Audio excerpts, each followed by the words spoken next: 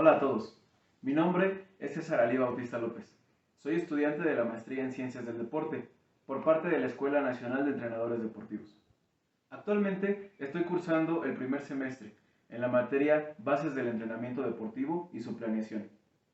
En el siguiente video hablaremos acerca de la carga en el entrenamiento deportivo. Durante todo el proceso tan global que es el entrenamiento deportivo, es imposible determinar una sola manera de hacer las cosas o de estandarizar todas las pruebas que se necesitan al determinar los diferentes aspectos que componen un programa. Lo más acercado a esta fórmula que pueden hacer los entrenadores o especialistas del deporte es agrupar los propósitos y necesidades que tiene cada disciplina en su individualidad para que ese sea el punto de partida al realizar y dosificar un programa de entrenamiento deportivo. Dentro de todos estos aspectos, destaca uno en particular por todas las implicaciones que conlleva, la carga en el entrenamiento deportivo. Iremos desglosando cada una de estas particularidades, dando inicio con la conceptualización del término. Inicio con los conceptos. Navarro señala que la carga es el resultado de relacionar la cantidad de trabajo o el volumen con su aspecto cualitativo, es decir, la intensidad. Sin embargo, es el mismo autor quien nos exhorta a todos los profesionales del deporte a no entender la carga únicamente desde esta perspectiva, por la pobreza, insuficiencia y ambigüedad que genera. Tomando como referencia a Verkhoshansky, nos acerca a una definición más profunda y globalizada, pues nos dice que la carga se define como el trabajo muscular que implica en sí mismo el potencial de entrenamiento derivado del estado del deportista, que produce un efecto de entrenamiento que lleva a un proceso de adaptación. Esta concepción nos acerca un poco más a la realidad que se vive en el desarrollo de un programa deportivo, pues como lo había mencionado al inicio de la presente investigación, un entrenamiento no puede estandarizarse y asegurar que va a funcionar para toda la población que esté al digno cargo del entrenador. Por lo tanto, es necesario tener la capacidad de adaptarlo a las condiciones en las cuales se presente el atleta para asegurar que el proceso será adecuado. Vale la pena revisar también el significado etimológico de la palabra. Para esto, Vargas nos dice que el concepto de carga comprende en primer lugar la medida fisiológica de la estimulación sobre el organismo, provocada por un trabajo muscular específico, que en el organismo se expresa bajo la forma concreta de reacciones fundamentales de una cierta profundidad y duración. Entonces, tomando como base los conceptos que anteriormente se revisaron, destaca el hecho de que la carga de entrenamiento puede ser un mero paradigma que nos ayuda a entender la relación que existe entre las funciones de los trabajos musculares propios de un programa de entrenamiento con el deporte practicado. Es decir, el trabajo que realizan los músculos para producir una reacción adecuada de adaptación en el organismo, expresado a través del potencial que genera un entrenamiento. Destacamos también que el efecto de entrenamiento y el potencial del mismo están determinados a su vez por la condición física de los atletas que son sometidos a los programas. La mejora de los resultados en las funciones del trabajo muscular que realiza el atleta está relacionada directamente con la calidad y la cantidad de trabajo que realiza el deportista en su proceso de entrenamiento, y para conseguirlo se debe seguir un principio fundamental del entrenamiento, la progresión.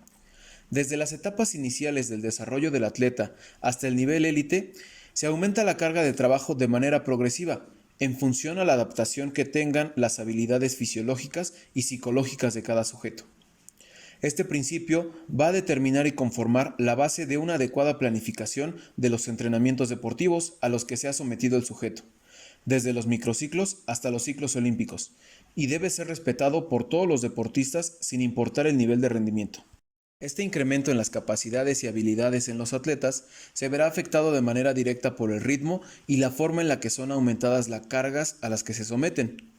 Aunque también es preciso comentar que el incremento del rendimiento que sufren el físico y la psique del deportista requieren de un determinado periodo de entrenamiento y adaptación, aunado a que un factor determinante para lograr este efecto será el de ser sometidos a un liderazgo competente. Para esto, existen 4 teorías principales para aumentar las cargas de trabajo. En primer lugar, tenemos la carga estándar, que como podemos ver en la imagen, la cantidad de trabajo que será presentada a los atletas Se utilizan cargas uniformes y sin variables que alteren de manera significativa el ritmo o trabajo del deportista. Esto da lugar a mejoras significativas en la fase de preparación o inicial de un programa anual. Luego de esto, se estabilizan los resultados durante la fase de competencia, para asegurar que los atletas no se encuentren con fatigas para esa fase tan sensible del programa. Sin embargo, el rendimiento puede verse afectado de manera negativa hacia la fase final de las competencias, ya que la base fisiológica de los atletas estará estancada en un punto, evitando así mejoras significativas de un año a otro. Esto puede ser evitado siempre y cuando se haga un incremento constante de un año hacia otro. Por otro lado, tenemos la sobrecarga, un patrón tradicionalista usado para la distribución de las cargas de trabajo, basado en la idea de que el rendimiento deportivo solamente tendrá mejoras siempre y cuando los deportistas trabajen a su máxima capacidad, enfrentándose a cargas muy superiores a las que están acostumbrados, por lo que el proceso de adaptación tendrá un incremento notable. De esta manera, la curva del mismo crecerá constantemente. Estos incrementos, presentados de manera tan abrupta hacia los atletas, generalmente están pensados a corto plazo, ya que al ser trabajados de manera constante, dan lugares a lesiones y niveles de fatiga exagerados en los atletas, por lo que a menudo es normal ver atletas que abandonen el deporte antes de conseguir su máximo nivel, debido a desgaste físico y psicológico. En tercer lugar, tenemos la carga escalonada. En este tipo de carga, el aumento del ritmo y volumen de trabajo se da de acuerdo a los requerimientos físicos, fisiológicos y psicológicos, complementando estas fases del incremento con fases de descarga, en las cuales el deportista no solo se adapta, sino que se regenera. Para aumentar la carga de trabajo basándose en esta filosofía, es necesario someter al atleta a estímulos similares varias veces para poder conducir a una adaptación adecuada. Aunado a estas fases de incremento, es necesario contemplar los espacios que tendrá el atleta para producir la adaptación, así como también la fase de descarga que represente un periodo de recuperación para el deportista. En último lugar, tenemos la carga plana. Este tipo de progresión para el aumento de trabajo generalmente se propone para atletas que tengan cierto grado de experiencia y nivel competitivo internacional, en el cual se presentan altos niveles de solicitación, volumen e intensidad, para generar un desafío en ese nivel de adaptación. Este nivel de trabajo será aún más elevado del que tolera el deportista, y a continuación se realiza un decremento que sirva como descarga para poder regenerar y relajar. Este modelo de carga se sugiere únicamente en la parte central de la fase preparatoria, es decir, en la pretemporada. Para entender de manera correcta el significado de la carga, se analizarán sus componentes con ayuda del siguiente diagrama. Por un lado, tenemos la carga externa, que se refiere a todos los estímulos que entran al organismo del atleta por parte del exterior, es decir, aquellos que pueden ser cuantificados, como las distancias, repeticiones, tiempo, tonelaje, etc. Es decir, la suma del volumen y la intensidad de un entrenamiento. Dentro de esta podemos distinguir 6. La primera es la carga competitiva, que son todos aquellos estímulos que se presentan durante una competencia. Por otro lado, la carga de prueba, que es la serie de ejercicios de control que se utiliza para observar el desarrollo de la resistencia especial. También existe la carga del ejercicio competitivo, un indicador de la carga física y fisiológica, es decir, el punto de referencia sobre el cual se seleccionen y distribuyen los ejercicios del programa. También tenemos la carga paracompetitiva, una carga que utiliza contenidos competitivos con fines diagnósticos, para interpretar el efecto de los entrenamientos realizados. También existe la carga psíquica, que son las consecuencias de la regulación en el comportamiento con relación a las exigencias de los entrenamientos y competencias. Y por último, la carga máxima, es decir, aquella con la que se logra el mayor efecto de entrenamiento como resultado de la aplicación.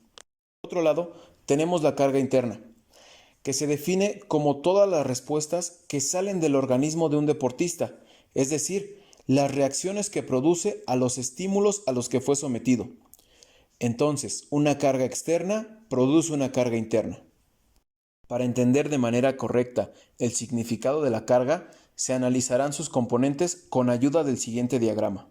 Los componentes se dividen a su vez en 3 grandes aspectos. El primero es el contenido de la carga, que se refiere a lo que se va a trabajar en el entrenamiento y a su vez se determina mediante el nivel de especificidad, que es el grado de similitud que tengan los ejercicios con una competencia. Están los de preparación especial y preparación general. Y también el potencial de entrenamiento. Se define como la forma en que la carga ejerce un estímulo sobre la condición del atleta. Este potencial se reduce a medida que aumenta la capacidad del rendimiento, por lo que es necesario variar los ejercicios así como su intensidad. También tenemos el volumen de la carga, el cual servirá como un determinante para los aspectos cuantitativos del estímulo que será usado en los programas de entrenamiento. Las variables que salen de aquí son la magnitud del volumen de la carga. Se define como la medida cuantitativa global de las cargas de entrenamiento con una orientación funcional distinta de acuerdo al nivel de entrenamiento del atleta, así como la fase en que se desarrolla el programa. A mayor nivel, mayor magnitud. Después está la intensidad de la carga. Se refiere al aspecto cualitativo de la misma, es decir, la fuerza del estímulo que manifiesta un deportista durante un esfuerzo. Y la duración de la carga. Este aspecto se define como el periodo en el cual tendrá influencia el estímulo sobre el atleta, es decir, la distancia cubierta en una repetición o el tiempo total para completar toda la carga en una sola unidad, así como el periodo más largo en el cual se trabaje con cargas de una misma orientación. Como último aspecto tenemos la orientación de la carga. Este último componente se refiere a la sistematización de las cargas en un periodo de tiempo dado. Para esto se tiene que buscar obtener un efecto acumulado de entrenamiento positivo, aun con cargas de distintas orientaciones, por lo que hay que considerar dos aspectos. El primero, la distribución de la carga en el tiempo. Esto será la forma en la cual se colocarán las distintas cargas a través de las partes en las que se divide un entrenamiento, sesión, microciclo, macrociclo, etc. Y la interconexión de las cargas, el cual se define como la relación que guardan cargas de distinta orientación para conseguir un efecto acumulativo de entrenamiento, el cual puede ser positivo o negativo. En conclusión, el vínculo que existe entre la magnitud, el carácter y la orientación de la carga será responsable de condicionar la calidad del proceso docente y de entrenamiento. Su alta eficacia será determinada no solo por el aumento en el volumen y la intensidad, ya que esto no puede realizarse hasta el infinito, sino ante todo por la correlación óptima entre todos los componentes de la carga. Según el estado del deportista, unos se aplicarán con sus valores máximos y otros en cambio en grados menores. La tarea principal de la metodología del entrenamiento será la de aproximarse lo más posible a estas relaciones ideales, por lo que podemos decir que un principio básico en la realización de esta tarea será tomar a consideración la especificidad del deporte y el estado actual en que se encuentra el deportista.